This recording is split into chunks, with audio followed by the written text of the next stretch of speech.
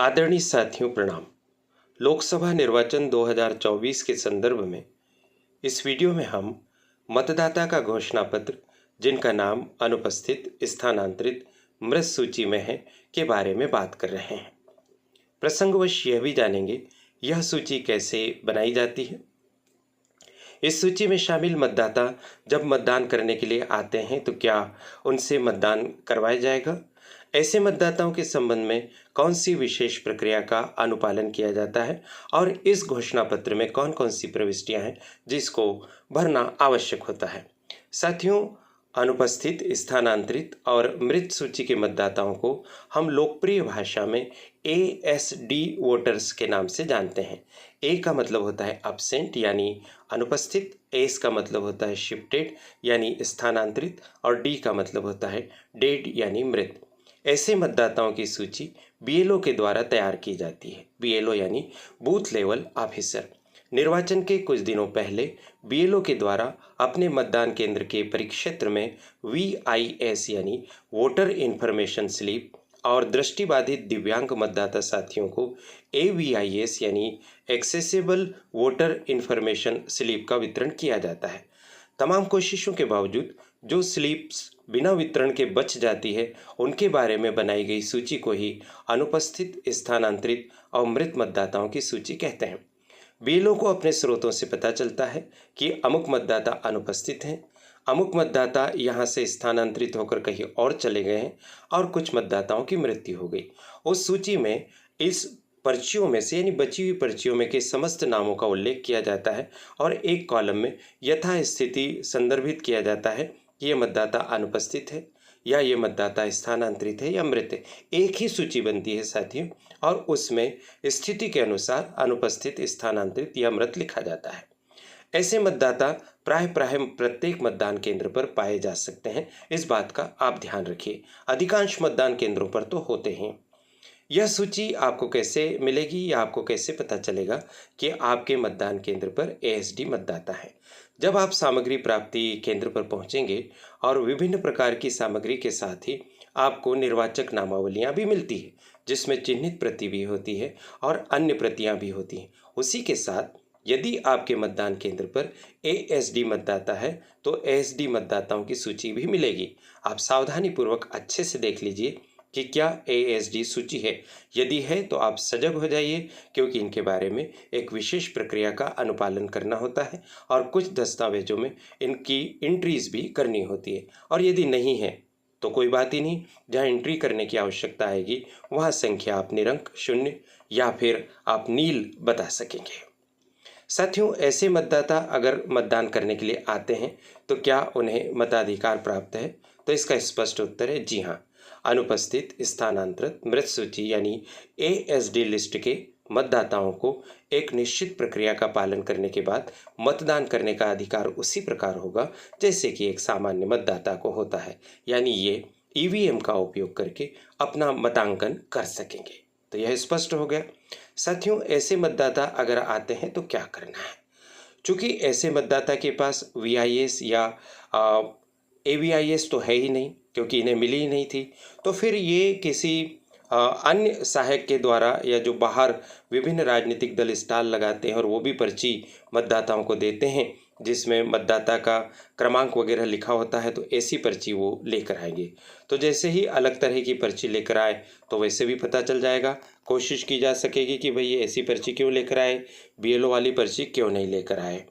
दूसरा साथियों, जब आपको ASD की सूची मिले तो उसी समय आप निर्वाचक नामावली की चिन्हित प्रति में ऐसे मतदाताओं को रेखांकित कर लीजिए। मान लीजिए मतदाता क्रमांक 20, 60, 90, 110 आदि का नाम ASD में है तो आप इनके सामने कोई निशान लगा लीजिए या ASD लिख लीजिए, पेंसिल से लिख लीजिए और बाद में प्रक्रिया पूर्ण करने के पश्चात उसे आप मिटा दीजिए, क्योंकि निर्वाचक नामावली की चिन्हित प्रति में सामान्यतः पोस्टल बैलेट और EDC के द्वारा और किसी प्रकार का चिन्हांकन नहीं होना चाहिए। जो हम लाइन खींचते हैं, गोला बनाते हैं या स्टार बनाते हैं मतदाताओं के अनुसार, वो एक विधिवत व्यवस्था है।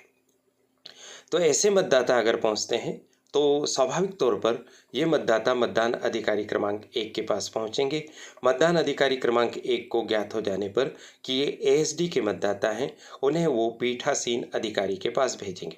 पीठासीन अधिकारी ऐसे मतदाता से ईपिक या अन्य वैकल्पिक दस्तावेजों के माध्यम से पहचान सुनिश्चित करेंगे कि यह वास्तविक मतदाता है।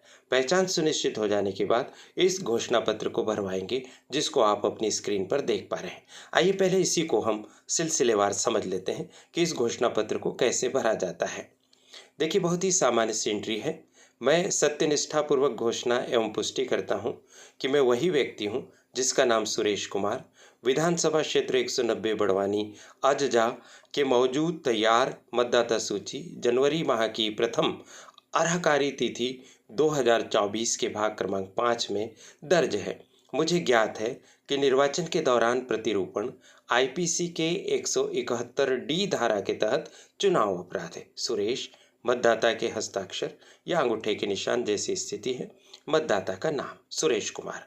उसके बाद पीठासीन अधिकारी प्रमाणित करेंगे कि प्रमाणित किया जाता है कि ऊपर नामित मतदाता द्वारा उपरोक्त घोषणा मेरे सामने की गई है। पीठासीन अधिकारी के हस्ताक्षर, नाम, मतदान केंद्र का क्रमांक, नाम और मतदान की तारीख। यहाँ हमने सब काल्पनिक आंकड़ों का और नामों का उल्लेख किया है ताकि हम अपनी बात स्पष्ट कर सकें। आप अपने मतदान केंद्र से संबंधित वास्तविक आंकड़ों और ऐसी आवश्यकता पड़ने पर वास्तविक मतदाता का विवरण अंकित करें। इस घोषणा पत्र को भरने के पश्चात पीठासीन अधिकारी ऐसे मतदाता को पुनः मतदान अधिकारी क्रमांक 1 के पास भेज देते हैं और उन्हें बताते हैं कि इन्हें मतदान करने दीजिए। मतदान अधिकारी क्रमांक 1 निर्वाचक नामावली की चिन्हित प्रति में उनके नाम के सामने पूरी प्रविष्टियां करते हैं, यानी आड़ी लाइन लगाते हैं। पुरुष मतदाता है तो केवल लाइन खींचेंगे, महिला मतदाता है तो गोले का निशान बनाएंगे यानी गोला बनाएंगे, और अन्य मतदाता है यानी थर्ड जेंडर का मतदाता है तो स्टार का चिन्ह बनाएंगे। उसके बाद ऐसे मतदाता मतदान अधिकारी क्रमांक 2 के पास जाएंगे। मतदान अधिकारी क्रमांक 2 उनके बाएं हाथ की तर्जनी पर अमिट शाही का निशान लगाएंगे और मतदाता रजिस्टर में उनके बारे में एंट्रीज करेंगे और मतदान अधिकारी क्रमांक 2 के द्वारा मतदाता रजिस्टर में निर्धारित कॉलम में ऐसे मतदाता से हस्ताक्षर भी करवाए जाएंगे। बस यहीं पर थोड़ी सी भिन्नता होगी। यहाँ पर हस्ताक्षर के साथ ही साथ मतदाता यदि शिक्षित है तो अंगूठे के निशान भी लगवाए जाएंगे, और यदि मतदाता अशिक्षित है तो केवल अंगूठे के निशान से काम हो जाएगा। याद रखिए साथियों, एएसडी मतदाता शिक्षित है तो मतदाता रजिस्टर 17 में केवल हस्ताक्षर से काम नहीं चलेगा, उनके बाएं हाथ के अंगूठे का निशान भी हमें लगवाना होगा। इस प्रक्रिया के पश्चात जो मतदाता है वो मतदान अधिकारी क्रमांक 3 के पास जाएंगे और वहां पर पर्ची प्रदान करने के पश्चात मतदान अधिकारी क्रमांक 3 जब कंट्रोल यूनिट पर बैलेट की कमांड दबा देंगे तब मतदाता सामान्य मतदाता की तरह मतदान प्रकोष्ठ में जाकर बैलेट यूनिट में अपने इच्छित अभ्यर्थी के समक्ष का नीला बटन प्रेस करके और वीवीपीएटी से प्रदर्शित होने वाली पर्ची का अवलोकन करने के उपरांत मतदान प्रकोष्ठ छोड़कर मतदान केंद्र से चले जाएंगे। इस तरह से एएसडी मतदाता की ये पूरी प्रक्रिया होती है। साथियों, आशा है कि आपको एएसडी मतदाता कौन होते हैं, इनकी सूची कौन बनाते हैं, सूची कैसे बनाई जाती है, और जब ऐसे मतदाता मतदान केंद्र पर आते हैं तो कौन कौन सी प्रक्रिया की जाती है। इसी प्रक्रिया के अंतर्गत एक बात और ध्यान रख लीजिए, यदि आपके मतदान केंद्र पर फोटोग्राफी और वीडियोग्राफी की व्यवस्था है तो ऐसे एएसडी मतदाता की स्पष्टता के साथ फोटोग्राफी और वीडियोग्राफी होना अनिवार्य है, आवश्यक है, ताकि भावी संदर्भ के लिए उसे सुरक्षित किया जा सके। इस बात को भी ध्यान रखिए। फोटोग्राफी वीडियोग्राफी की सुविधा जब निर्वाचन आयोग की तरफ से यानी निर्वाचन तंत्र की तरफ से होगी तभी फोटोग्राफी वीडियोग्राफी करनी है, अपने मोबाइल से फोटोग्राफी या वीडियोग्राफी नहीं करनी है। तो इस तरह से ये संपूर्ण प्रक्रिया थी। महत्वपूर्ण विषय है, आप तक पहुंचाने का अवसर मुझे चैनल के माध्यम से मिला, इसलिए संचालिका प्रीति गुलवानिया जी और उनकी परिश्रमी टीम के प्रति बहुत बहुत आभार। आप सभी को शुभकामनाएं। नमस्कार।